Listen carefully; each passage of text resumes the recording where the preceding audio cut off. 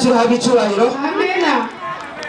Abantu mwese muri ngaha ndabaramukije amahoro y'Imana bane namwe. Amena.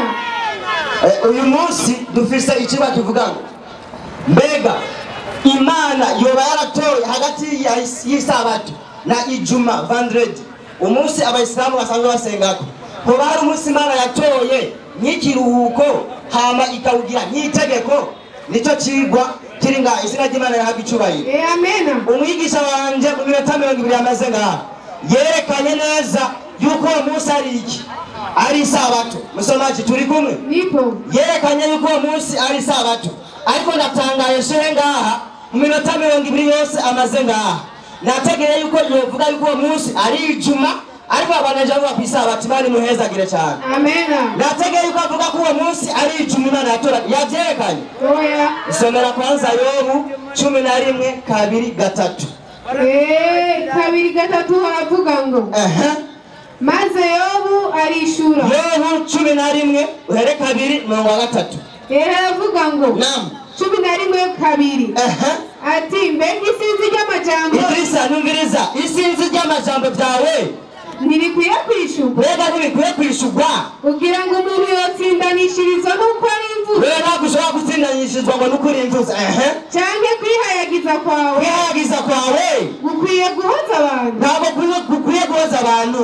iyo utukana ntawe uriho yotuma ugira n'udusoni. cyakugeze ngaho izina ry'Imana yahabwa icyubahiro. Amena. bivuga ngo isinzi ry'amajambo yawe rikwiye kwishurwa kuko amajambo yawe menshi ntabwo akwiye guhoza abantu. yagenda hariya ari kubitanga mu gakiriza avuga mbega n'umukobwa ngaremerewe kuvuga hehe mu ikoraniro ry'abantu. umvirize twebwe mu bakristo ingana bimeze Abigalatiya 3:27-28.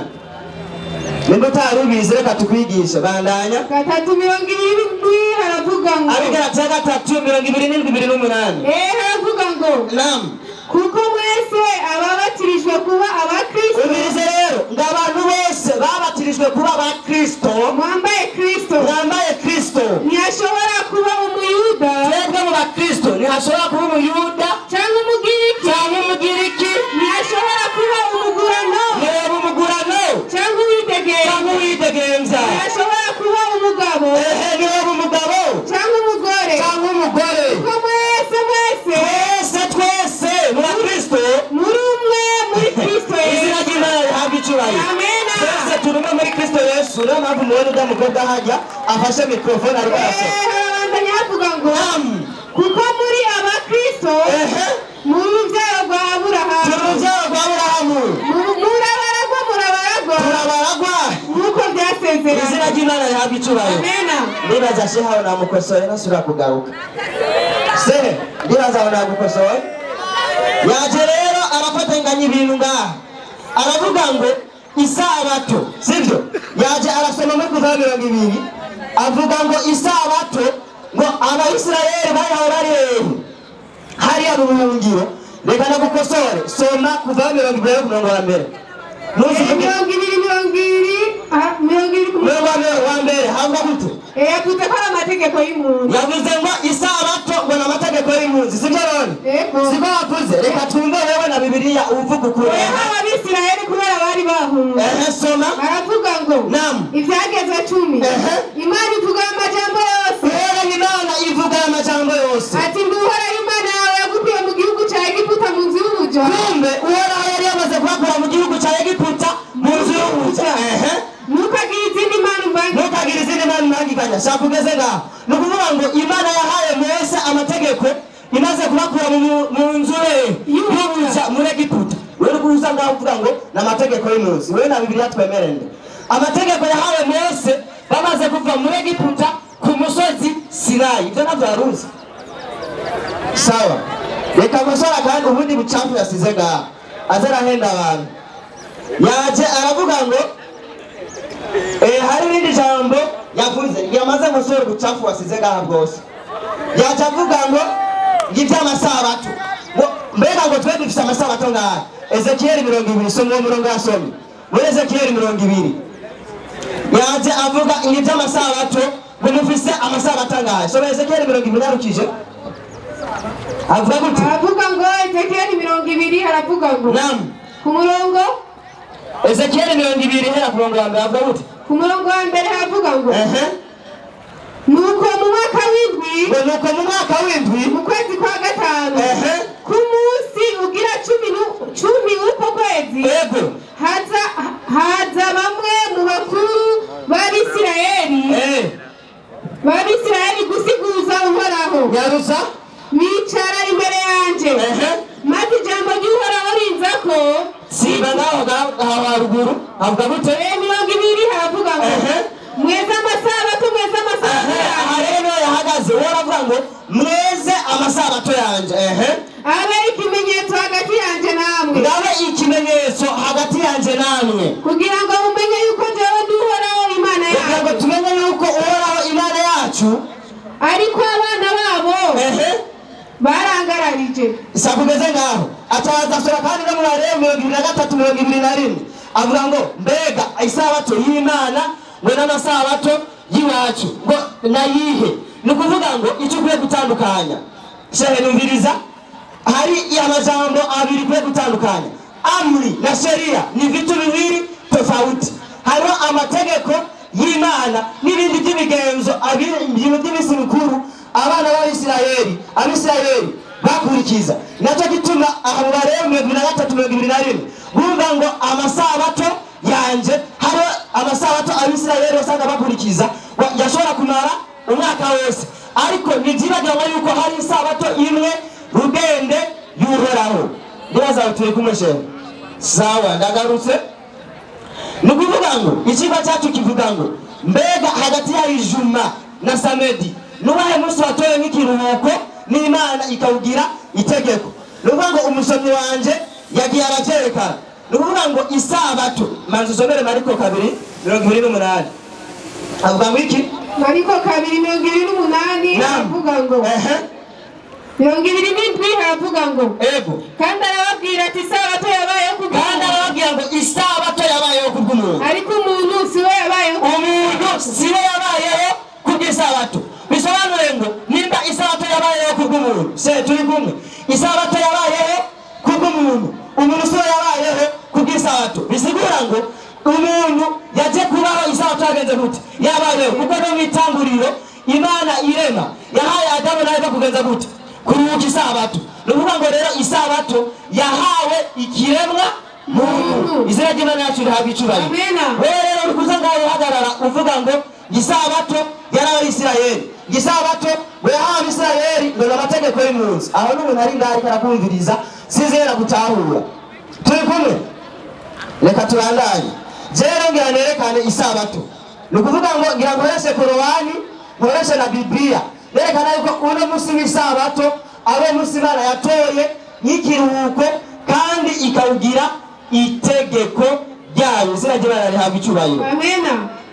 Reka manzi usomere muri Korowani 4:47 havuga ngo iki? Korowani takatifu havuga gute? 4:47 haravuga ngo ndio 4:47 haravuga ngo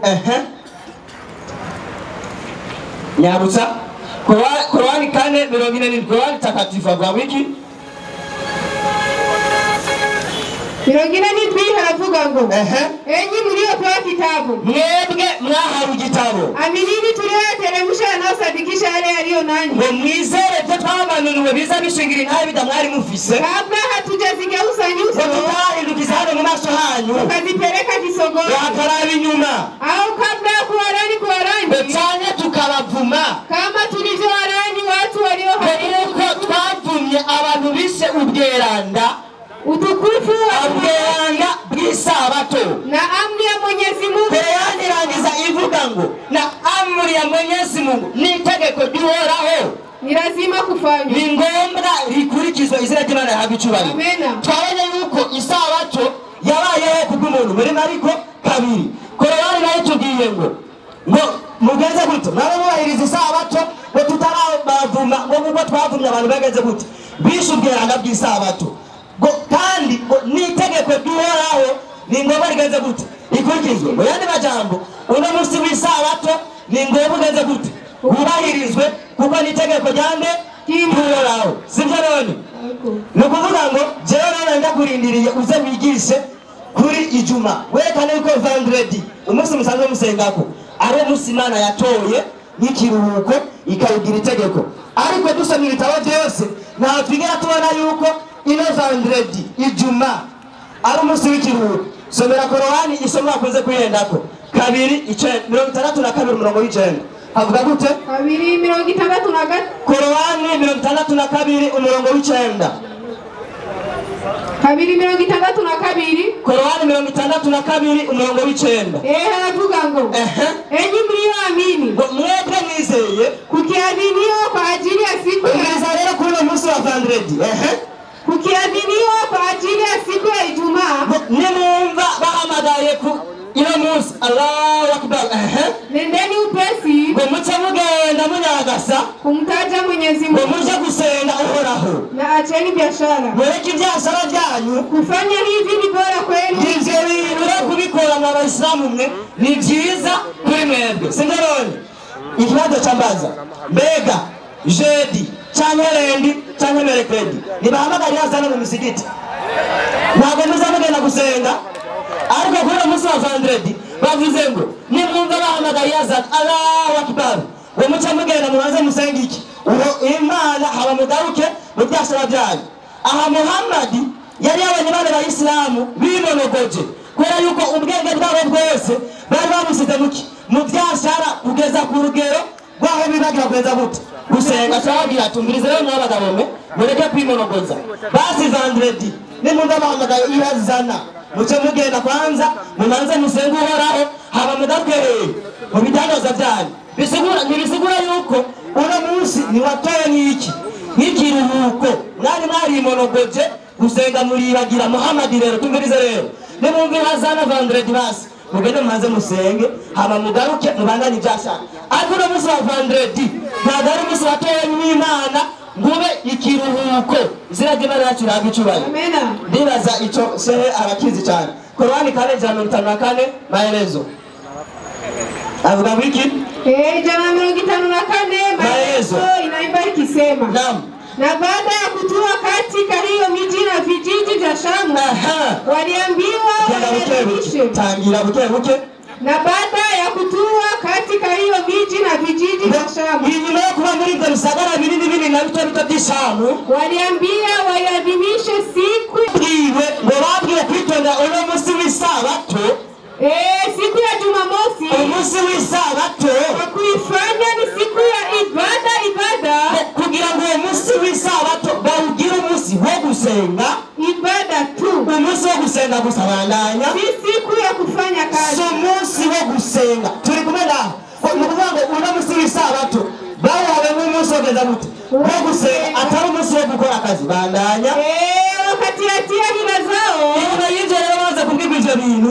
ngo bacarakora amanyanga yabo mpaka ikawa ni siku ya kazi. Aba bagabo baseye bicaye ngaha baca bakora amanyanga makuru no munsi w'isabato bawugira umunsi wogeza gute wo kuja gukanika imiduga umunsi wo gukora akazi wo kuja mu nyenzi kwikorera imiduga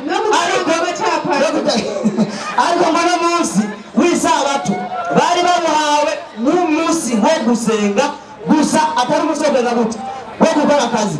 Ariko kubw'amanyanga yanyu mukora amanyanga makuru musi mugira umunsi w'iki wo gukora akazi.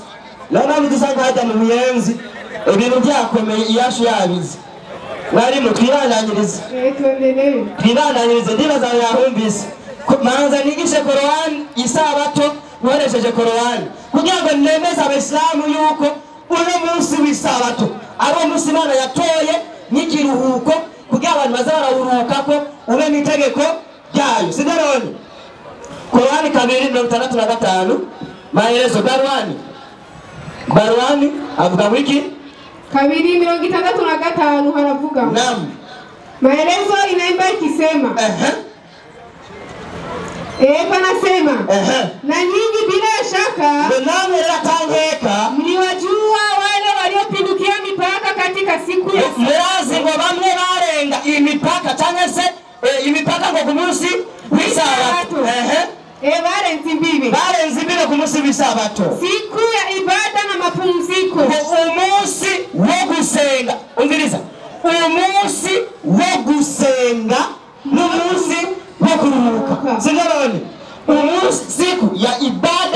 n'amapumziko ni kuvuga ngo umunsi wo guhimbaza bandanya siku ya ibada na mapumziko naam siku ya Jumamosi umunsi w'isabato sivyo ndavuga ngo uwo munsi w'ikiruhuko umunsi wo gusenga ni siku ya Jumamosi yani isabato pale walipokwenda kuvua samaki je baada leo kuroba kule munsi na ilali siku hiyo ilikuwa imetengwa kandi leo kule munsi byari byarabujijwe ilikuwa imetengwa siku hiyo iwe ni siku ya mapumziko bali bavuye yuko uwo munsi w'isabato atari umunsi wo kuja kuroba ari umunsi wo kuza gute wo kuruhuka umunsi mukuru umunsi wo kuruhuka umunsi mukuru na kufanya kazi kandi ngo gukora kazi kuri uwo munsi cyangwa ku isabato siku hiyo ilikatazwa gukora kazi ngo kuri uwo munsi byari byarabujijwe ninacyo gituma muri Korowani 4:47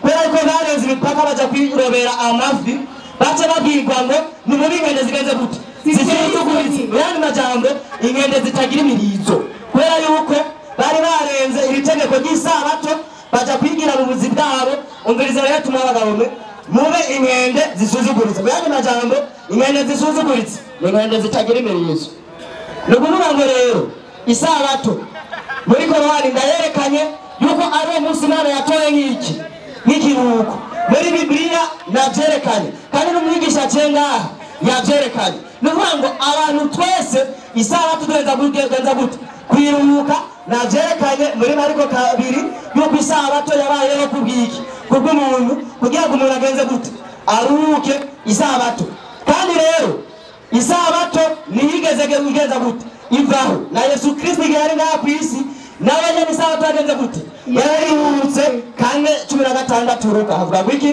kane 16 Luka haravuga ngo kane 16 aji Nazareti Yesu Kristo rero ngaja i Nazareti iyo yakuriye ku munsi w'isabato yinjira mu sinagogi Yesu yinjira mu sinagogi nuko yamenyereye ava hasi ngo asome Yesu ava hasi agenze gute asome izina ry'Imana yacu yahabwa icubahiro nagira ngo Yesu Kristo we yagiye ku munsi wa Ijuma ariko Korani tugiye ngo yagiye mu sinagogi ku munsi wa kangahe ku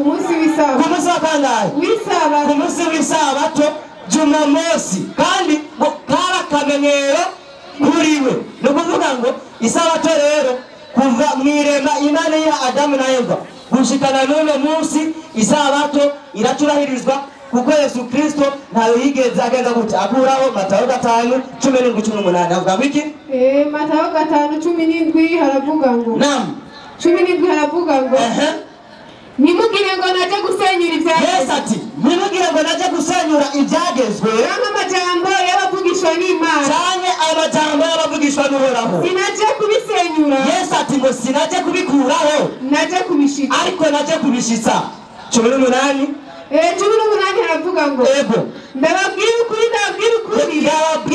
ndababwira ukuri gushitsa aho ijuru n'isi bizoviraho gushika aho ijuru n'isi bizoviraho nta kanyuguti na kamwe canke n'akazata bizova ku byagezwe bizigera biva ku byagezwe gushika aho ijuru n'isi bizovira mwene majambo isabato twanye kwabayeho kuva mwirema gushikana n'uno munsi kandi Yesu ngo gushika aho ijuru n'isi bizorangirizwa nta kanyuguti na kamwe kazigera kava mu byagezwe by'Uhoraho kandi mu byagezwe 10 by'Uhoraho n'isabato iri mu byagezwe 10 by'Uhoraho sibyo none ninacyo gituma muri Yesaya 66 23 avuga ngo iki 22 avuga ngo iki Yesaya 66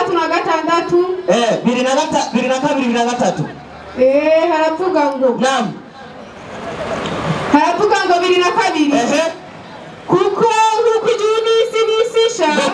ijuru n'isi nisisha ibyo nzorema azorema imbere y'Uhoraho igihe cyose bizora imbere yanje namunyarutsa byarogwa n'izina ryawe Uhoraho niko Uhoraho agize igihe kizoza igihe kizoza uhereye mu mboneko z'ukwezi ukageza mu kundi kwezi no guhera ku isabato ukageza ku yindi ugashiza ku yindi sabato abantu bose bazohora baza gusenga gusenga imbere y'Uhoraho.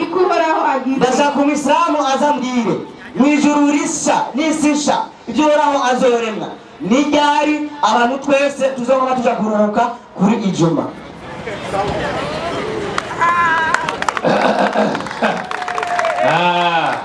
Nuko inyigisho zigenda nta byinshi je hajya na munyekiti tuko turanyinyurana kuvyerekeye ikanzu nabi munyekiti karibu ariko arambwira ngo nambara ikanzu munyekiti karibu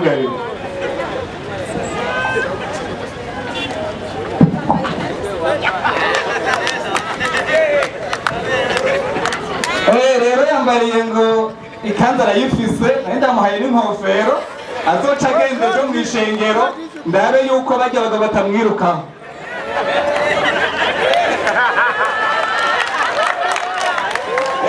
Nuko bimeze rero ndazi ko ntayo yojana hajya mu ishengero ejo ntayo yogenda yambaye amakanzu yogura na 10 ariko kugura ingwa yambara aje mu ishengero ntiyojayo ndabizi ko narabaye umurongozi wanyu aho nupinga. Aha Amidu, mwalimu Amidu, reka uze ukosore uyu munyeshuri avuye ngaha kubera ibyigwa byamunaniye arafata ukubiranga ariko wamukurikiranye. Reka Amidu aza mukosore uta 20 kubera iyo umwana ananiwe mu ishuri no kumudubuza wo mudubuza ingo rero urabe ko mudubuza kugira ngo ibyigwa bigende neza kubera byamurotse kabisa. Naam, bismillahirrahmanirrahim. Assalamu alaikum warahmatullahi wabarakatuh. Alhamdulillahi rabbil alamin. Wassalatu wassalamu ala nabiyyina Muhammadin sallallahu alaihi wasallam wa ala alihi wa ashabihi amma ba'd. Naam. Imbere gushimira umuremyi ari mw'isi n'ijuru n'ibirimo byose nongera asabira abari imigisho byose akara kwasozereye imwe n'abahanuzi nyuma y'Imana Muhammadin sallallahu alaihi wasallam. Kigira kabiri reka shimire uyu muvandimwe n'umuvandimwe muri mu maraso ko twese dukomoka kuri Adamu na Eva. Ariko ikibabaje nuko bariko bara ikigwa baragitoye ubwabo ariko ukuntu bagitoye kiriko kirabata kuwa amazi mu kukigisha. Ariko n'abisilamu rero abasobanuzi n'abamenyi b'ibyanditswe reka tubasobanurire ikigwa tubigishe nubwo ari mwagitoye mwarimo. Naam, turi kumwe kweli. Ngoma mere kwanza ku majambo aherejeko hama nduge ndamukosore hamwe ku kandi kuko birababaje nko kubona gufata isabato biri kumwe hamwe na ijuma ugacuvuga ati nuwahe musi wagene nk'ikiruhuko. Ariko ufashe umwana yiga premier madrasa w'umwisilamu arazi yuko umunsi wa ijuma ariko atari kiruhuko si kiruhuko. Ariko uyu muhungu wakuze atafata ijuma kayitigari ikiruhuko. Ini ngorane ariko hari impamvu urazi impamvu soma Matayo 22:9 soma amajambo Yesu yavuze impamvu ngiyo ngaho Matayo 22:29 impamvu bashaka kugeranya isabato na ijuma soma ngaho bere ku Matayo. Inyandiko igira iti igira gwiki Yesu arabishura ati Yesu yamye avuga mutumba mwanyongera bishura duti mwarazimiye mwaratakaye mwarazimiye kuko mutamenye ivyanditswe n'ubushobozi bw'Imana. Mutamenye ivyanditswe n'ubushobozi bw'Imana. Iyo mpamvu mushaka gufata ijuma n'isabato mubigira ikintu kimwe mubigeranye kandi bidasa. Tugomba rero tubigishe rero marimo mari murikira hano ahereje kumiriko Yesaya 6:6 somiyo 22 Yesaya 6:6 murongo wa 22 kugera 23 nyarutsa. Inyandiko igira iti igira gwiki kuko ndiyo kujuru n'isi ijurisha n'isisha ati nuko ijuru n'isi n'isisha ivyo nzorema ati ibyo nzorema bizohora imbere yanje ati bizohora imbere yanje. Umbazo bari hehe aho ntibiraremwa ni hehe kwaza tuzohora imbere y'Imana ibyo yagize iki ibyo yaremye bari mukurikira hano ibyo Imana yaremye ijuru n'isi y'Imana ikibazo abari bande Qur'an ndaberekana baribo ntabwo ari mwebwe Qur'an inena gatatu n'umunani yarutsa inena gatatu n'umunani ngabo inasema baada audhu billahi yarabesa ubukuri ingieni bustanini peponi nyinyi na wake zenu ati tuzoja mujyadurisha twebwe abesa n'abagore bacu tutafurahishwa humo iyo tuzohabwa ibintu binezereza bitunezeza twebwe nta kuruha watakuwa wanapitishiwa sahani za dhahabu ndiyo na vikombe vya dhahabu hagarara ibyo rero nibyo bibonekana mw'isi tuzobironka kwijururisha imbere y'amaso y'Uhoraho n'abeseramusha wabumvise kweli abona abeseramu acaravuga ati kw'isabato kugeza ku yindi sabato ibisobanura iki rero abati kw'isabato kugeza ku yindi samedi jusqu'à samudi mbega bashatse kuvuga iki bashatse kwerekeza abantu bityo sabike banyarutsa marimwe basenga ubudasiba abandi basenga ubudasiba kuwa mbere gushitsa ku wundi wa mbere kuwa gatandatu kugeza ku wundi wa gatandatu ku windwi kugeza ku munsi abana beseramu si mwebwe musiga ku munsi umwe muntu sio nyinyi abeseramu arapera kuzajya dumuru kukarima nadutegura tuga abeseramu tudakwishiramo aho turagukorora mwarimu aciye asoma kandi Luka 4:16 ngo Yesu yararuhutse iki isabato soma ndamukorore kwanza yaruze aje Nazareti yo yakuriye ku munsi w'isabato ati Yesu yagiye Nazareti yo yakuriye ku munsi w'isabato yinjira mu isinagogi nkuko yamenyereye ati yinjira mu isinagogi nkuko byari kamere yande ya Yesu acherekane ko Yesu ubwe yararuhutse iki isabato mbega twerekane kwanza sinagogi ni ki nurushengero canke ni ki musobanuro bwa sinagogi musikiti ngo sinagogi yari umusigiti w'Abayahudi kumbe Yesu yinjira hehe mu musigiti nani yari kamera ya Yesu kwinjira mu musigiti ikibazo cyari ababijya mu musigiti ejo twebwe kwisabato tuzokwinjira hehe mu musigiti nakujya Yesu yinjira hehe mu musigiti none abazokwinjira mu musigiti ejo wapi mumbariwo wapi murajya domeri goza murabishoboye sinagogi umusigiti kumbe Yesu yari umuyisilamu ntabwo yari umudivantiste w'umunsi kuko adivantiste ni septième jour yatanguye mu mwaka w'1850 itangujwe n'umugore yitwa Ellen Gabriel White w'umunyamerika kati no itangujwe n'abazungu abanyamerika Yesu ntabwo yagiye mu idini ry'abagore Yesu ntabwo yoja mu idini ry'abagore ndugu yangu niyo mpamvu yinjira mu isinagogi musigiti manobari urikira hano rero acaratana kandi nyandiko urikira Matayo 5:18 Matayo 5:17 Yesu agira ati mwoye kwiyumvira ko naje gusenyura ivyagezwe Yesu ariko aricwa banati mwoye kwiyumvira ko naje gusenyura ivyagezwe canke amajambo y'abavugishwa n'Imana sinaje kubisenyura naje kubishitsa acarijya ngahakara ngo Yesu ntabwo yaje gusenyura isabato kuko ko isabato kiri mu byagezwe kuko nawe isabato yaramuraba mbega Yesu iki cyagezwe cy'isabato n'itegeko ry'isabato mbega mu mabwirizwa y'Imana wavuze gute Mariko 12:8 Mariko 12:28 haza umwe mu banyabwenge b'ivyanditswe haje umumenyi mu byanditswe baza Yesu bigenda ngwiki yumva babazanya yumva hari utubazo dutandukanye ndiyo amenya ko abishuye neza aramubaza ati uyu mumenyi yumva ko Yesu yatanze inyisho nziza umumenyi ngekera baza Yesu ngo duti ati bwirizwa ry'imbere muri yose nirihe ati bwirizwa ry'imbere muri muri yose nirihe? Yesu aramwishura ati imbere niri. Yesu aravuga ati imbere niri. Ngo nimwumve bene Isirayeli. Ati nimwumve bene Isirayeli. Uhoraho Imana yacu ni wowe uhoraho wenyene. Uhoraho Imana yacu ni wowe uhoraho wenyene Mbeneya. Kandi mukundishe Uhoraho Imana yanyu imitima yanyu yose n'ubugingo bwanyu bwose n'ubwenge bwanyu bwose n'inkomezi zanyu zose. Kweli kabisa. Irya kabiri ngiri. Ibwirizwa rigira kabiri. Ngiri. Ego. Mukunde bagenzi banyu nk'uko mwikunda. Ati mukunde bagenzi banyu nk'uko mwikunda Mbeneya. Nta rindi bwirizwa risumba. Yesu ashavuga ati nta rindi bwirizwa risumba. Ayo. Kumenyisa bato nago riri. Mwo. Izo gisabato ni petit frère mu mabwirizwa.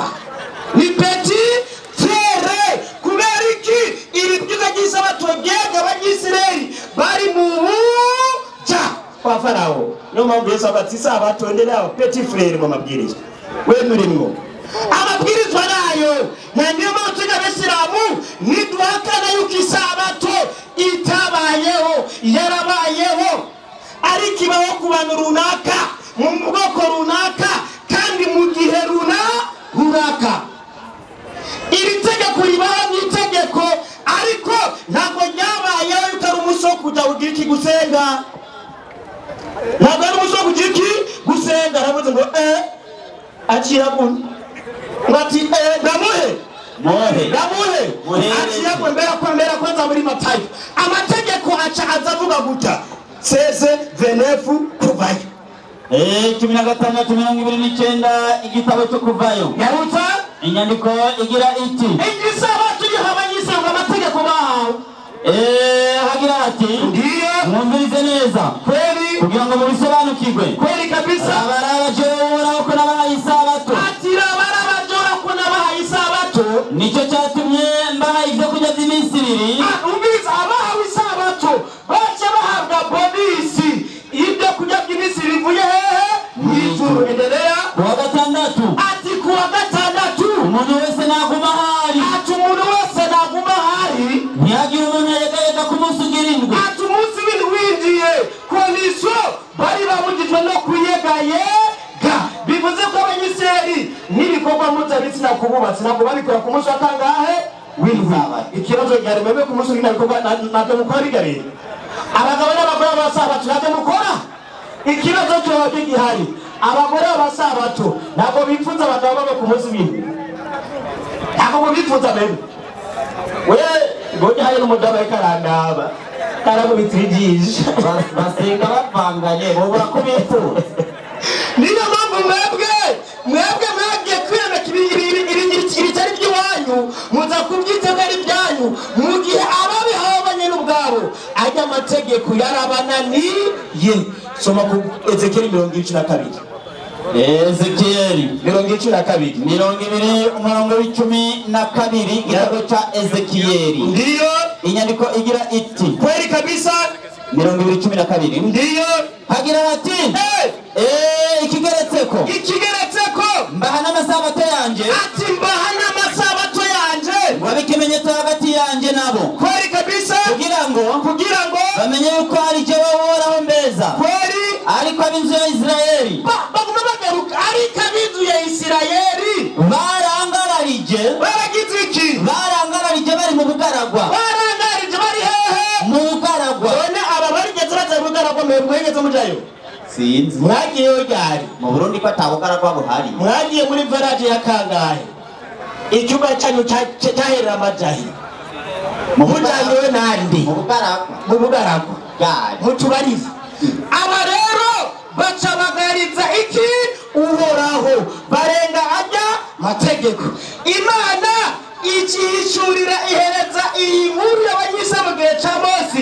Imana ihereza intumwa yayo Muhamadi kuko Muhamadi niwe yasozereje intumwa n'abahanuzi ngaha kw'isi. Imana imuhereza amakuru y'abanyisirayeli bagararije Uhoraho. Imuhereza amakuru ameze gute? Mwari mu mari soma Qur'ani 7:163 Qur'ani 7:163 wamaze kugariza. Soma 7:163 soma. Inasema ndiyo Bismillahirrahmanirrahim. Kweli kabisa. 7:163 hagira hati hagira wiki na waulize habari za mji uliokuwa eti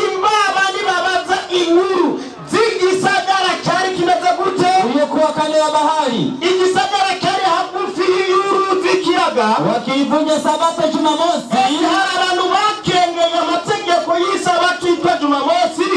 Jumamosi ya mapumziko. umunsi w'ikiruhuko Samaki walikuwa wakiwajia bajya abanyisirayeli ati ifi zaraza ku kiyaga ndiyo wakiwajia juu ati zagenda zireremba hejuru siku ya mapumziko yao, ule munsi w'isabato ndiyo na siku zisizokuwa za kupumzika umunsi utari w'isabato hawakuwa wakiwajia. bagiye ku kiyaga nafi babona hejuru zireremba. Kwa namna hiyo ati kubw'uko rero tuliwajaribu kwa sababu twarabagerageza banyise kubwo kubera ko walikuwa wakifanya upotovu. kubera ko bo baragarije bakore ibi bakora amateshwa bamaze kugaragazwa n'uhoraho umukuru Imana yacibagira. mwari mu bari Naam. 5:6 Qur'ani garutsa Gatanu. Qur'ani kirundi garutsa 5:6 kana garutsa inasema ivuga ngiki baada a'udhu billahi minash shaitani rrajim. ndiyo Bismillahirrahmanirrahim. kweli kabisa Vuguti. ati vugutira Muhammad babwire Mbega ndababwira ubusumbya abandi guhomba. gira bese mu Muhammad ati ndababwira ubusumbya abandi guhomba. Guhomba nabi imbere ya Allah. ati guhomba nabi imbere y'umuremyi wacu Allah Ni bamwe bavumwa na Allah. urubiza akahise ngo ni bamwe bavumwa n'uhoraho Allah Akanabashavurira. Imana ikaba yabacamurira. Na bamwe yahinduye inkende n'ingurube. ati na bamwe yahindura iki Inkende n'ingurube. inkende hamwe n'ingurube N'abatakambira ibigirwamana. na ba bandi batakambira ibigirwamana Abo nibo bazoba mu bibanza biri gusumba. ataba n'abazoba ibibanza biri gusumba Kuko bazimiye cyane inzira y'ukuri. abadive rero niyo mpamvu banga kurya ingurube n'inkende kubera bari ingurube n'inkende Babariye bene wabo. baba bariye ba sekuru babo bajya ni ba sekuru babo bajya Kweli. niyo mpamvu nibakorako Kabisa. akabenzi ntajya kubera azi ko ari sekuru wa Jerufi Isekuru. n'inkende ntajya kubera ari nyirakuru Kweli. yabaye iki ingurube bacika ingende n'inguru Ega nta wundi muntu. niyo Nibyo. niyo mpamvu mwarimu acaraja ko Qur'ani 2:5 maherezo Barwani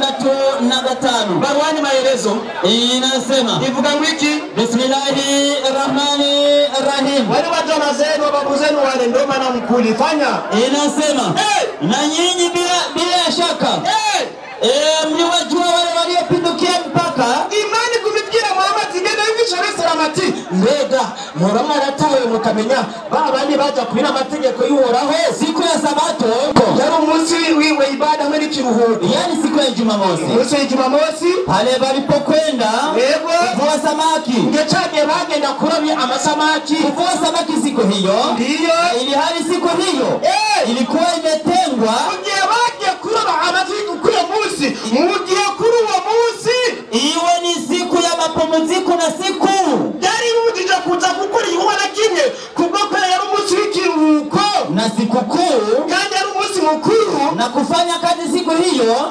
ilikatazwa. no gukora igikorwa ku munsi byari bibujijwe. ariko abadivantisi b'umunsi w'indwi bakomora kuri Ellen Gabriel White bobo barakora. mwarimu Mwenyezi Mungu ndiyo alizipotoa nywele za wakosefu, ndiyo wakosefu wale wakawa kama manyani. baba yakurya kw'inkende babandi murabumva baba bingo basekuru baba inkende n'ingurube kabisa. aba rero ku munsi w'indwi barakora. turi kumwe Naam. bobo barakora. mbega ni kubera iki bakora? twerekane impamvu. Kweli. impamvu mwebwe mukora si yindi, hari ibyo mwarazwe na basokuru banyu. mwarimu Naam. Amosi 8:5 Amosi 8:5. impamvu ni narutsa igitabo cya Mose ndiyo 8:5 nyarutsa hagira hati hagira gwiki havuga hati mukavuga muti mbega imboneko z'ukwezi zizoshira ryari? ati mbega imboneko z'amezi zizoshira ryari? ngo tubone kwishorera amahonda canke isabato canke canke isabati kizocika ryari ngo tubone gutundurura ingano, ngo tubone bavuze gutundurura ni kuja kwiba, ngo tubone gutundurura ingano, ego ngo tugure dutuvye ingero yitwa efa, hama tugure hama twege kandi dutumbe ingero ino muzi tuvuga ati umunzane witwa efa, tugwize shekeli duhendanisha iminzani y'ibinyoma, ngo tugwize shekeli ngo duhendanisha iminzani y'iki, ngo dushore ifeza twigurira abarushwa, ngo dushore ifeza twigurira abarushwa, dushore n'inkweto twigurire twigurira abakene, ndiyo ngo dushore n'ibihumbwa vy'ingano, kweri uwaraharahiye ubwiza bwa Yakobo, Imana icara ku bwiza bwa Yakobo ati nukuri ntazokwigera nibagira ivyo bakoze, basinzigera nibagira ubusuma bwanyu mwebwe, yaba na kimwe, mbere n'ivyo ntibizotuma igihugu gihinda agashitsi. hagarara rero mwebwe no mu kwisabato mwinjira hehe mu rushengero, hajya muba mugiye kwiba mugaca mubesha abantu ngo nabwo twakoze ngo twaruhutse, ukwezi kweze pasire gaca muhereza umushahara kubera yakoze kw'Isabato, kubera yakoze kwiki kw'isabato. Isabato igizwe ukwezi kugizwe n'indwi zingahe? Zine. Harimo amasabato angahe? Ane. Ikibazo cyari umushahara murakora mijya misi ni kwa pastor na DJ yasomuriza mu rusengero, na DJ ijya misi gumamwe, abakozi ba leta mbe barayatora yo kw'Isabato, mutubari mwebwe murakuwa kazi kanyu. Niyo mpamvu Yesu yabise iki injyajya muri Luka 13:13 yabise ko muri injyajya mwebwe. Salamu alaykum. wa alaikum salam wa rahmatullahi Waislamu takbir, Allahu akbar. uko niko ivyigwa bigenda kubera na general bayindongozi muri bo. Jewe ngiye guhembwa ku kwezi ntibakuramwo igisabato, nahembwa nakoze kuki Kw'Isabato. hanyuma rero tugeze ku myanya myiza cyane. Ndabona umuhagarikizi nawe ku ruhande rwabo kabisa n'umuntu atomoye neza cyane. Kareri yarengeje amasegonda 9 aca arambwira terega na jewe ndavuga ukuri nk'abayisilamu twari twarengeje hangorane, kandi nawe yarahevye kurya ingurube nk'abayisilamu ntibajya ingurube, nawe yabwira ati je nazirya kera ariko ubu narabihevye. naje urumva ariko araza kabisa. Ubu rero tugiye mu mwanya w'iminota 10 umwanya urahari, iminota 10 agiye guhagurutsa umwarimu wiwe iminota 10, naje mpagurutsa umwarimu wanje iminota ingahe 10. rero hamagara wewe umunyeshuri wawe kwaje ndahamagara umwarimu sawa. Yesu yashimwe. Mwingurube ariho bazitagata ingurube. Mwabwiwe ari mujya ingurube ariko mujye gato na karobo na kanusu na gakariko bivuga nuje nikiziga nukoreko ariko mwebwe mwezira amazaje ajya kuri bonze zirapfira hajya mugurube gutya zirahera ni bane bazijya watoranijwe iminota yawe 10 ngaha nukunyuranya mbiza ndababwire iki kigo turiko turigisha ngaha kiri mu byigwa bya mbere bitera ikibazo abayisilamu iyo kigezweho bajugumira. Kubera iki misi yose muruye kuno munsi wa vendredi bumva ngo tugiye gusara ijuma barayifashe n'ikintu gihambaye ngaho muri quartier no mwibarabara, mugo abarimu bose bari ngaha bananiwe kwerekana iryo teko ry'ijuma, mugavuye hano atagenda muri quartier kuririmba ngo siku ya ijuma. Uwo munsi wabo bavuga nta muntu hamufise wanditse nk'itegeko, mugo twebwe impamvu iki kigo ari kigwa kiryoshe cyane kandi iyo tukivanye bagira ikibazo. Isabato yacu muri Bibiliya mu isezerano rya kera yanditse inshuro zirenga 60, mu isezerano rishasha isabato yanditse inshuro zirenga 30, muri Korani isabato yanditse inshuro zirenga 10. Tuguma tubisoma tubigarukako, mugabo baje gupinga gusa nta murongo n'umwe bafise ushigikira ijuma yabo. Ikigwa cyaheza izina ry'Imana rihabwa icyubahiro, amen. Hanyuma rero uyu mwigisha avuye ngaha yaciye avuga ngo abakristo ngo abadventiste ngo ntibajye ingavu n'ingurube kubera ngo baba bariye bene wabo. Kumbe mwebwe muvuga ko mutajya ingurube, kumbe rero ingurube ni bene wanyu. Ingurube ni bakare basohoye ntabwo mwaratse kurya ingurube kubera ingurube ari bene wanyu. Umwarimu yavuye ngaha yabaseseye ubufuna akazi kanyu, twebwe dufite inyandiko z'ikintu cyose. Hanyuma rero mu minota yanjye 10 nshaka mvuga amajambo make avunaguye kubera itegeko ry'Imana mu gihe cy'Abisirayeli. Ariko ikibazo n'ubu bafise n'umwarimu aza kugaruka ngaha n'ibyo aza kuvuga ngo byari iby'Abisirayeli gusa, uno munsi ngo ntiyagize nte ngo ntiharimwo. Twebwe icyo dushaka kubereka nuko n'uno munsi isabato ibandanya, mbere gushika ibihe byose izogira nte izobandanya. Twamusomeye umurongo wo muri Yesaya 66 2:2-3 yuko no mwijuru risha mbere no mwisisha ibizoza muri kazoza isabato izoguma yubahirizwa. Umwigisha rero Munda acavuga ngo iryo juru risha n'isisha bazoruhuka mu isabato, ngo nta mukristo azojayo, ngo hazoja Abisilamu gusa. Niyo bisomye umviriza rero niwe yabicokoje n'akazi kiwe ukweri mwaminifu juzu ya mbere n'iya kabiri paje 203. Ndabibiri ibanga mugo ibanga muravyumva, ndabereka ijuru ry'Abisilamu iyo riri. Soma inyandiko y'Abisilamu, ijuru ry'Abisilamu iriko chini ya miguu ya kina mama. Mwavyumvise ijuru ry'Abisilamu riri mu maguru y'abagore. None iyo juru jamani nico gituma wangu ngurumva watwaga Abisilamu bariko tuzoja mu ijuru, umukristo ntazojayo. Igiwanyu twumvise iyo riri ngo twara mutamena bituzobakurikira. Sawa? Hanyuma ikindi kibazo kinarambaye, waba bamaze gusomerwa yuko mw'iryo juru risha n'isisha bazoba bagiye guhimbaza y'isabato. Nawe isabato uriko urayipinga hano, hanyuma ukatuvuga ngo ni igihe uzorijamo kandi isabato uriko urayipinga ngaha. Ivyo bintu wumva vyumvikana? Hanyuma rero yaciye avuga kandi andi majambo akomeye, avuga ngo muri Mariko 12:28 ngo amategeko y'Imana ngo nabiri gusa, ukunda Imana n'umutima wawe wose n'ubwenge bwawe bwose, ntaronse n'umwanya ni muto. Irya kabiri rivuga ngo ukunda mugenzi wawe kugira nte uko wikunda. Rero ngo nabiri gusa, ngo ntarindi ribaho. Izigura ngo ntugasambane yarikuye, ntukibe yarikuye, n'ayandi yose yayakuye. Ubwo n'ubumenyi buke kuko nawe narazi yuko ntugasambana ari itegeko. Ahubwo ikibazo ni ikihe? Ajya amabwirizwa 10 Imana yagabuye mu migwi ibiri, ifata amategeko amwe yugabanirwa muri iryo rya mbere rivuga ngo ukunda Imana n'umutima wawe wose, ayandi aca yugabanirwa muri iryo rivuga ngo ukunde mugenzi wawe nk'uko wikunda. Mugabo ajya yose, ntukibe, ntugasambane, ntukagize inyuma mugenzi wawe, yose yatanzwe n'Imana ku musozi Sinayi, isabato irimwo. Kandi ikintu rero batumva, aho baguma bavuga ngo isabato yari y'Abayuda gusa, Imana ntiyahaye itegeko ry'isabato Abayuda, ahubwo Imana yahaye Abayuda amategeko 10 yose. Ikibazo rero twebwe ko turi Abarundi hano tutari Abayuda, mbega ajya amategeko 10 turayemera cyane turayahakana? Turayemera. None tuyemera gute kandi yahawe Abayuda? Kuko ku musozi Sinayi nta Murundi yarahari, nta Mwarabu yarahari, nta Musisilamu yarahari. Nuvuga ngo itako rivuga ngo ntugasambane, ntukibe, ntugasenga ibishushanyo, ayo yose yahawe Abayuda. Mugabo isi yose irayubahiriza. Ni kubera iki?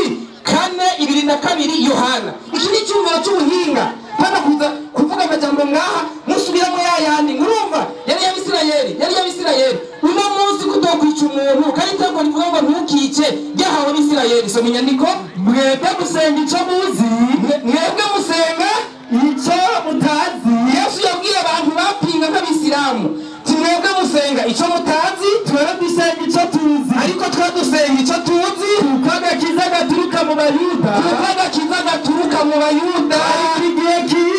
ariko igihe kiza kandi kirashitse abasenga bukuri bose bazosengera Data mu muhemu no mukuri. Izina ry'Imana rihabwa icyubahiro. Amena.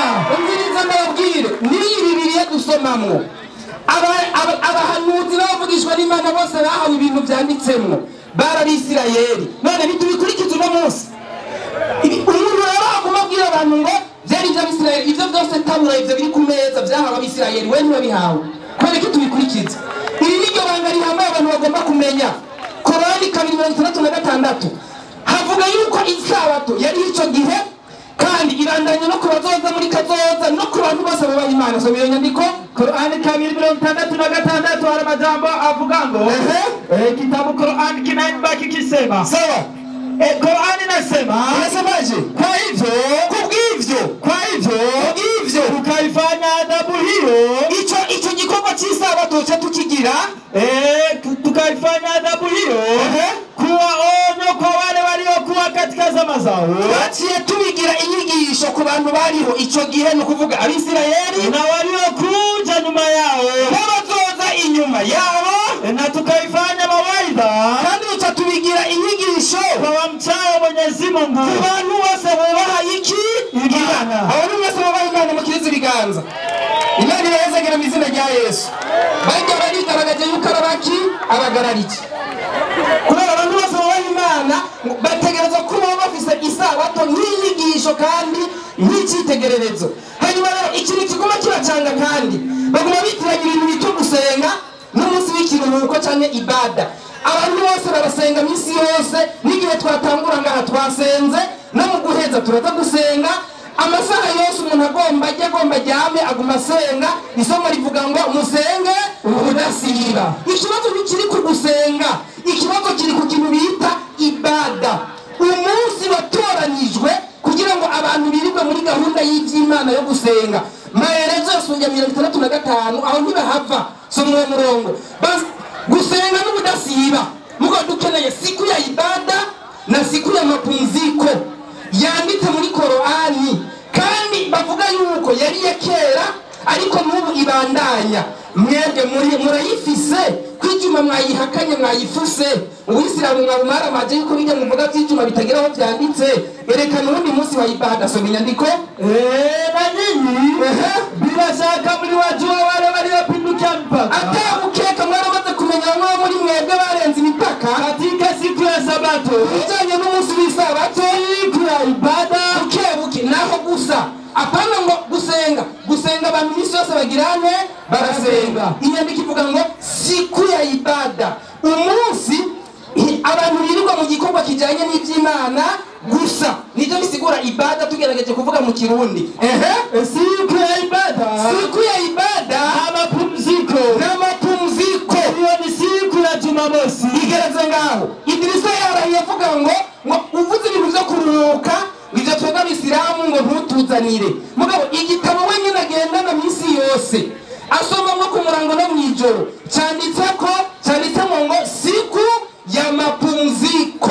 Muguje yarahiye ngo ibintu bya mapumziko ntunzanire. Ngoya ni majambo yapinze Korani, apinga Ara, apinga Muhammadi, apinga no Muislamu. Uwo muntu azoja hehe? Atari hahandi twabona ryajurumwa nababwiye ntaryumvise. Umuntu apinga ibitabo byose, agapinga abahanuzi bose, ijuru azojamo ni ryarindi. Imana iturinde mu izina rya Yesu. Amen. Izi nizo nyigisho. Yesu nashimwe. Amen. Muhagarike zireka amajambo menshi. Waislamu takbiri. Kubaru. Epipode yashaje kabisa. Reka ndamuhe umwarimu ngaha professor akwigisha. Yama yakudubuje ko ntiwumva. Uracari gusa mu wa mbere. Irimo kuje mu wa kabiri bazi.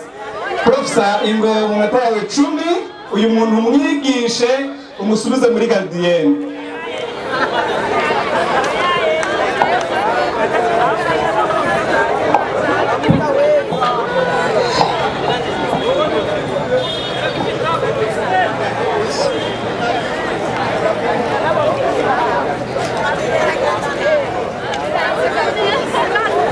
Assalamu alaikum warahmatullahi wabarakatuh. Wa alaikum assalam warahmatullahi wabarakatuh. Abasigaye namwe amahoro abane namwe. Eka duhere kwijambo rito cyane asomeye ngaha mu gitabo cya Mukweli Muhaminifu upapuro rwa 3 kuri page 303 aho yavuze ati ijuru ry'abayisilamu riri mu baguru y'abakenyezi. Reka kwanza tuanze dusome neza ico gitabo hajya nyene twitonze kugira tuanze tumenye ico havuga.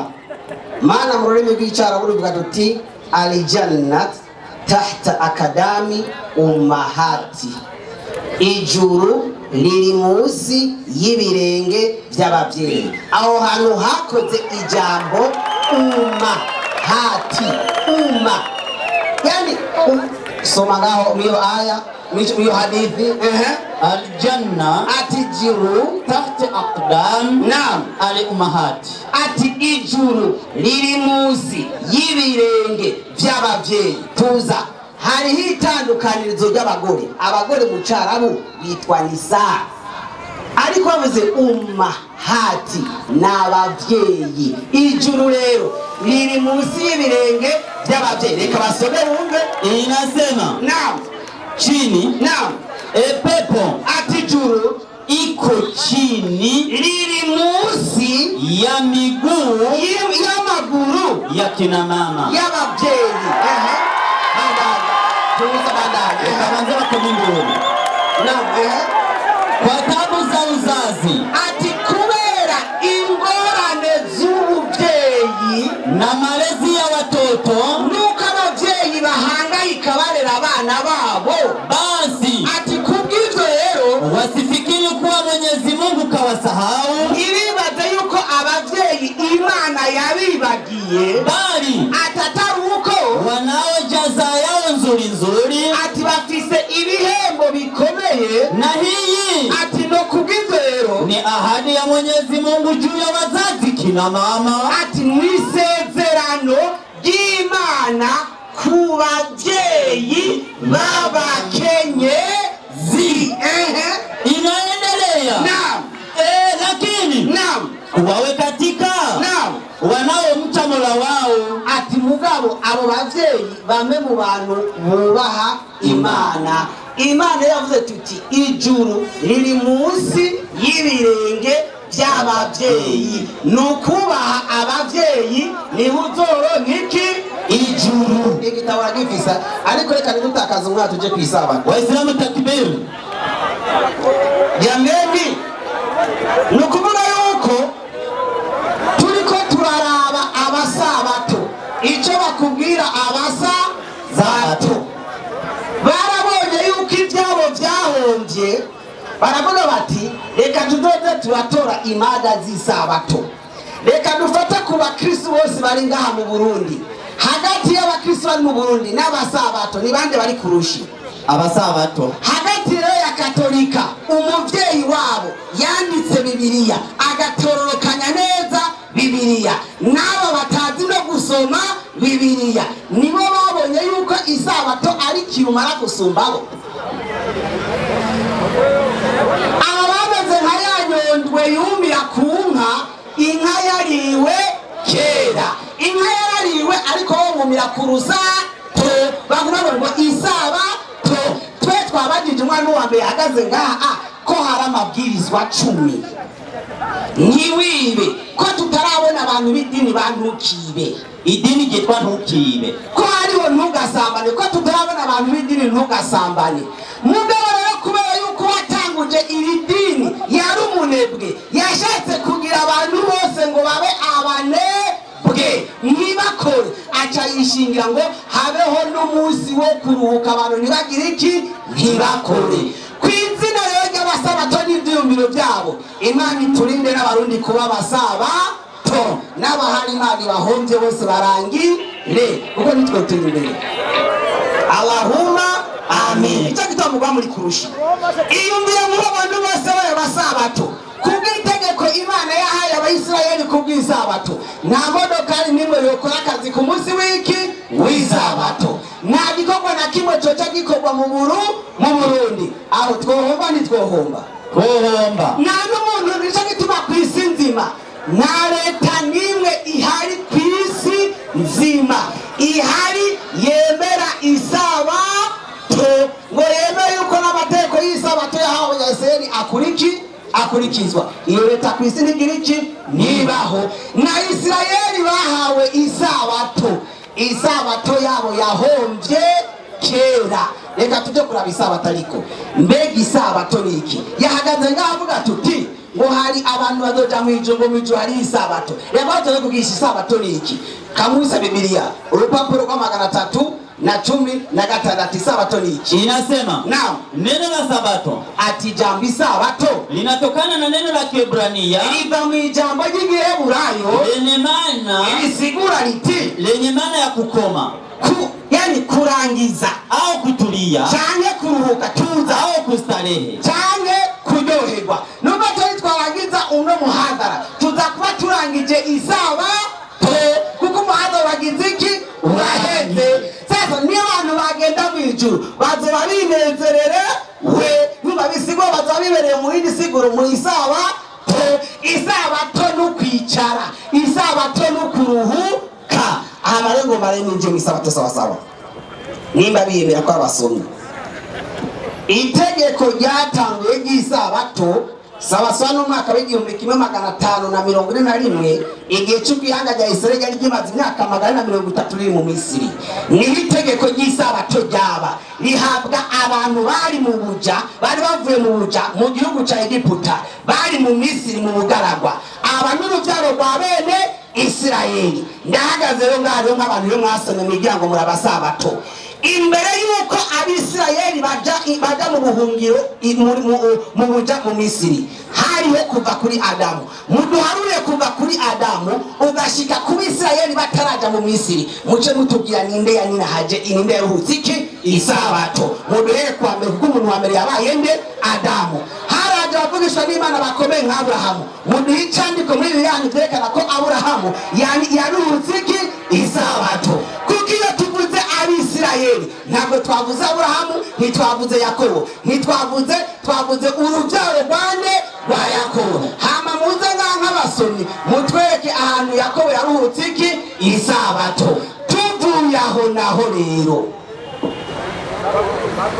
hari ibihugu byari bituranye na Isirayeli hari Mowabu hari Edomu hariho Asiri hariho Filisitiya hariho ibihugu byari bituranye na Isirayeli ndabasabye nk'abasomyi mwene ko mwasomye nimba Imana itahaye isabato abanyayisirayeli gusa n'ibi bihugu nabyo byari bituranye na Isirayeli ni ikihe gihugu kivugwa muri Bibiliya abantu baco baruhutse isabato mani isabato niyo shikanga mu Burundi Isirayeli hari umupaka uno musi na Jordan ihana umupaka na Syria ihana umupaka na Liban ihana umupaka na Misiri ibyo bihugu byose ni mutwereke ingene byaruhutse navyo isabato ko wumva isabato yahawe kiremwa muntu ko wumva atari nkamwebwe mwameze nka yanyondwe yumira ku rusati nkayapfuye kera yashitse guti isabato ni wanyu mwemuza kwinina haza guti tabaraba n'abahari umupaka na Isirayeli atasabato bigeze baruhuka Allahu Akbar hama twebwe abisilamu abakurikiza Muhammad akomoka kuri Nabi Ismail yabyawe na nyina w'umunyamisiri abanyamisiri nibo bari ba bose b'abanyayisirayeli abanyayisirayeli barabaje abanyamisiri barababoyi babo mwebwe mukurikira ababoyi natwe turi babosi nta kuntu bosi yokurikira iby'umuwoyi umuwoyi afise akazi kiwe bose nawe akagira akazi kiwe ni muhuki isabato mwebwe mwakurikiye ababoyi n'abaya hama twebwe babosi iyo sabato ntituraba nico gituma ta gihugu na kimwe c'abarabu gihana umupaka na Isirayeli habwa isabato cigeze kihuka isabato n'umunsi n'umwe bajya ni ba bosi ntibakurikiza ibyo baboyi n'abaya niba wiyemera ukangaho batwereke salamu alaykum wa barakatuh wa alaykum assalam wa rahmatullahi wa barakatuh wa islamu takbir Allahu akbar jendi baza yuko abantu bari ngaha ari abanyabwenge barabona ukuntu ivyiba yuko biragenda nukuvuga yuko kuvuga menshi cyane siko kuyamara ushaka kuvuga gusa amajambo 2 3 abantu bagute bakumva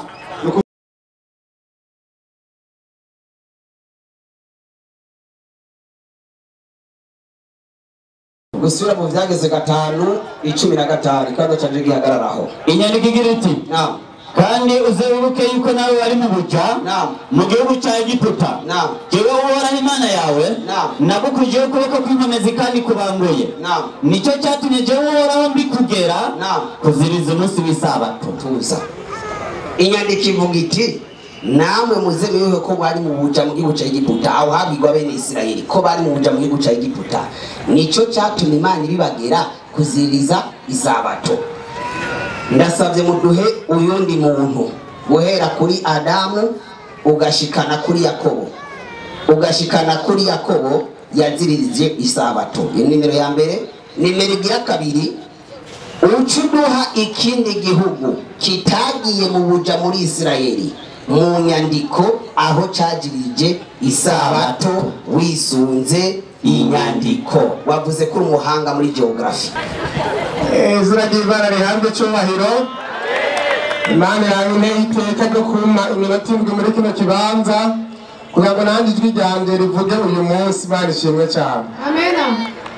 Uyu mwene data rero akihaguruka n'ubushizi bw'amanga bwinshi arabaza ikibazo ati Abisirayeli bahawe isabato mu gihe kubera ko bari bavuye mu buja.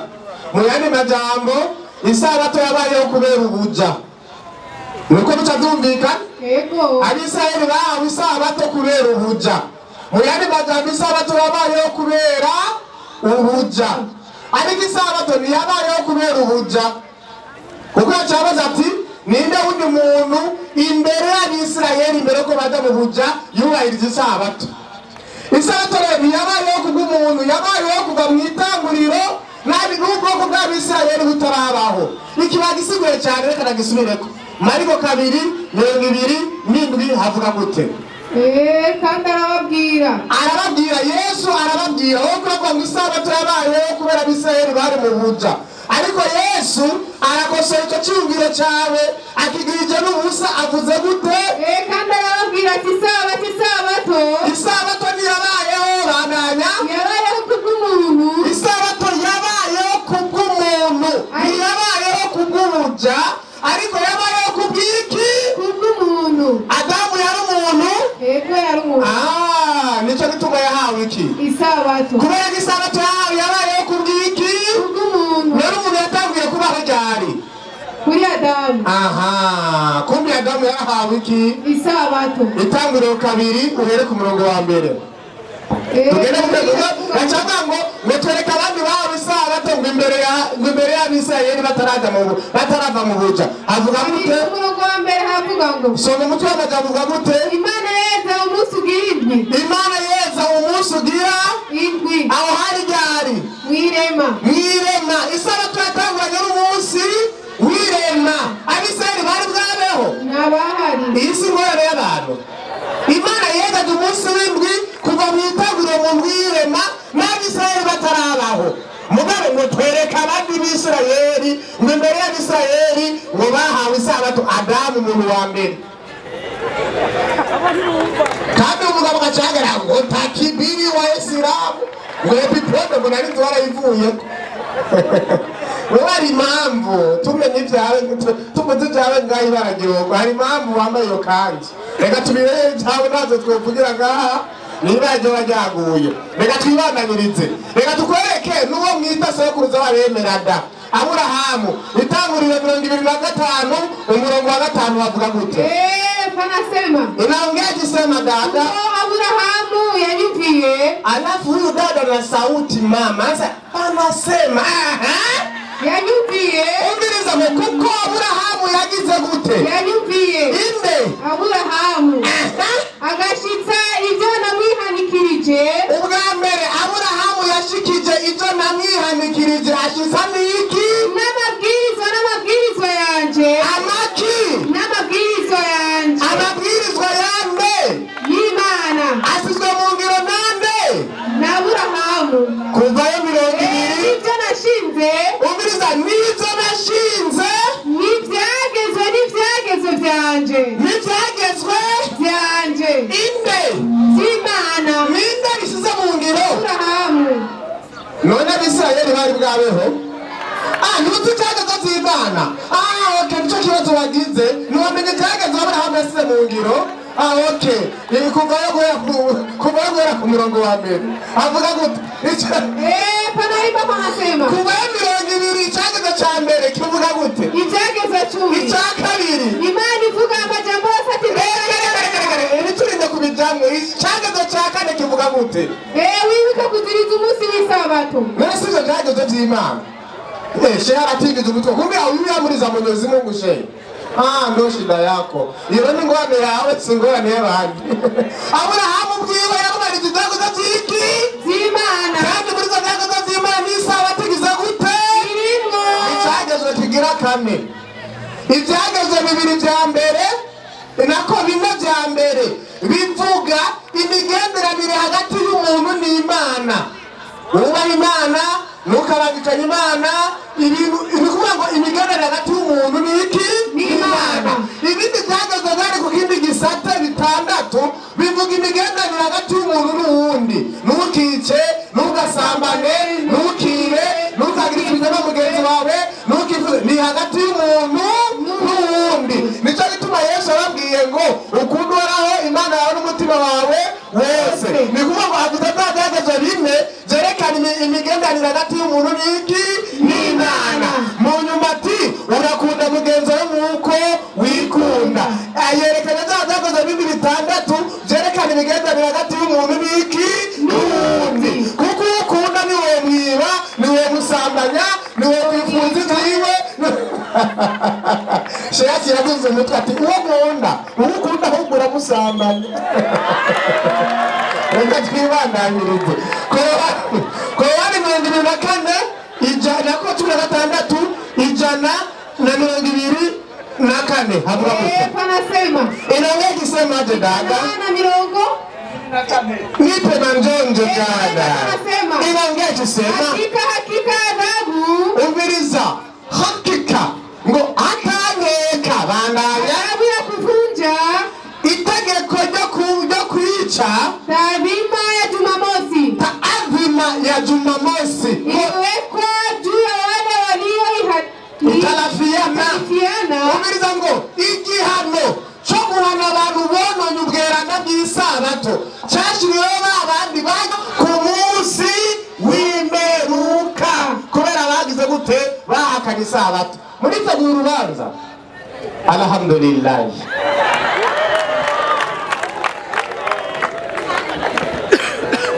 Haleluya. Amena. Haleluya. Amena.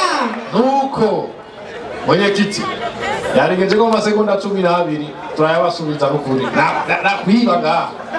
Yego ukoresha ukuri arengeje ko twogera ko Bayisilamu takbir. Allahu akbar. Kubera guze n'ibyo avuga aratambatambira haja naha turazanye bikwiye. Ntituri ngaha ngo tuvugane akahise turi kumwe ni birebire. Mubonye hajya navuze ngo ndazunguje umutwe ngo twebwe ngo iwacu ngo urumva ngo twahakanye ngo isabato ngo ariko ngo ubusambanye ngo nta ngorane. Numvise akavuze ngaha ntiyonjana. Oya ntibikunda. Kuko mukuru arabyibuka hariya mu Rugombo Steven arabyibuka, ba Paul barabyibuka Igitega, babonye turiko turavuga ubutumwa nari umupastori wawe jewe nkinjira mu bwisilamu baca banyambika ibara ngo navuye nsambanye. Turi rero mu Cibitoke naciye saba rero ndasaba Steven ndasaba n'ubutwari igipolisi mu Cibitoke turi ngaho iminsi 4 nibagende baza n'uwo mukobwa iwabo n'uwo mwana wanje jewe sinkeneye ko banderera nzokwirerera. Baramuzanye wapi n'ubundi munzaniye ndimunderere. Yarabikweje n'abatereka ndamenere nganyene kubera babonye umuntu amenye ukuri akaba umwisilamu bacamwambika ibara ngo avuye akoze iki ikosa. Amaradiyo yose ari ngaha mundonderere iyo nkumi n'uwo mwana ejo muzomunzanire ngaha muzoba mukoze. Okay. Warimu ingo wagaca ukora hariya nyene sawa aca nkora hariya nyene. Ejo turi ngaha ejo ni kwisabato na dimanche iminsi 2 mufise imiduga genda mumuzane. Ego nokuri. Ego namba ari umukobwa namba ari umuhungu munzanire ejo nta ngorane. Naba mwibarabara turabarera abayisilamu tukabarera kweli muri mutuzanira.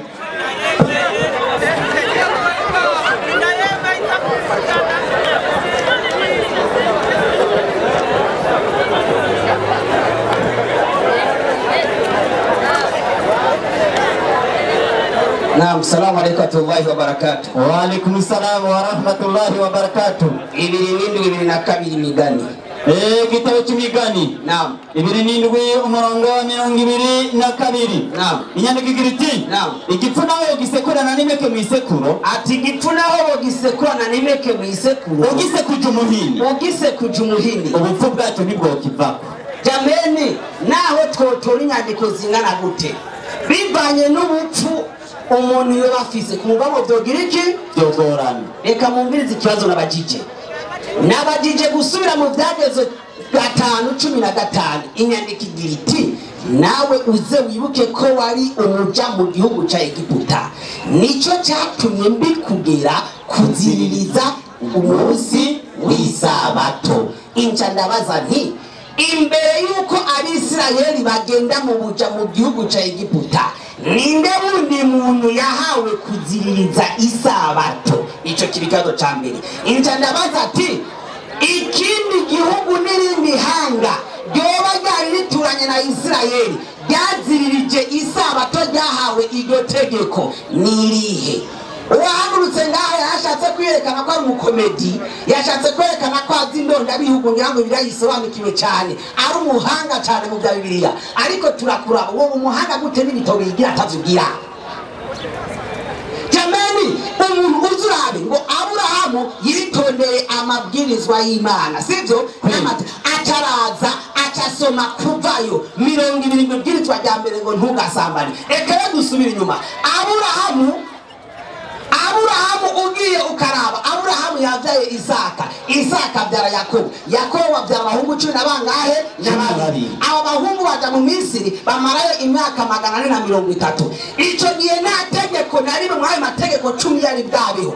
Ariko iyo uri uraza uhagarara ngaha imbere y'ivyuma nk'ibi n'abantu bagukurikirana ku isi, burya nta soni bumva kubona yuko uri kurasoma ibintu gusa n'umuntu yaciye ku ishuri rya Bibiliya babandi biga muri Bibiliya yindi itegura abana. Iryo kosa nk'iryo ryo kubesha hiryo naryo takoze. Jena beretse yuko abahawe isabato bari abantu bagiye kuba abaja mu gihugu ca Egiputa, nibo bahawe iki isabato. Abo n'abana ba Yakobo ariwe Isirayeli. Abo rero babaye mu buja, nibo Imana yahaye isabato bonyene kwisi. Ndabaza nti mukaba muri abahanga mu bya Bibiliya, mwasomye Bibiliya iravuga ibindi bihugu byari bituranye n'ihanga rya Isirayeli ariyo Kanani y'ico gihe. Wanashaka twinjire bacinjira muri Kanani ikiyobowe n'imiryango 7: Abayebusi, Abahivi, Abagirigirashi, tubandanye n'ibindi bihugu bya Abafilisitiya, Abayedomu, Abamowabu, Abasiri. Abo bose byari ibihugu byari bituranye n'igihugu ca Isirayeli. Ndabaza ni n'abahanga n'ivyo Bibiliya yigisha n'ibihugu idonda, ni mutwereke umuntu umwe gusa mw'ivyo bihugu kuko ntiyabaye umuja yigeze asaba isabato cyangwa akaruhuka n'umunsi umwe. Ico nico cyonyene cyari gikenewe. Ihanga rimwe nayo kumira ku by'abantu, kumira ku Banyayisirayeli. Twe tuzi ko Abanyayisirayeli bavumwe n'Imana na Yesu yabavumwe, ni nayo twambege mwita ngo muri Abanyayisirayeli kuko namwebwe muri kumiki, muri kumuvumo. Ivyo twe turabizi, ariko kwa muri kumuvumo mukabumirako nabo muzojana nabo. Nemeye yari ngaha wezo ni isabato yakavuze arayizi ariko gacahengama moye kiti temere gusa katika turaza kumenya byinshi minota 3 arayizi azi impamvu yahunze nuko gusa yagonze kwimerera agafunga aho turabagabo turazigama ibanga ugatwibandaniriza.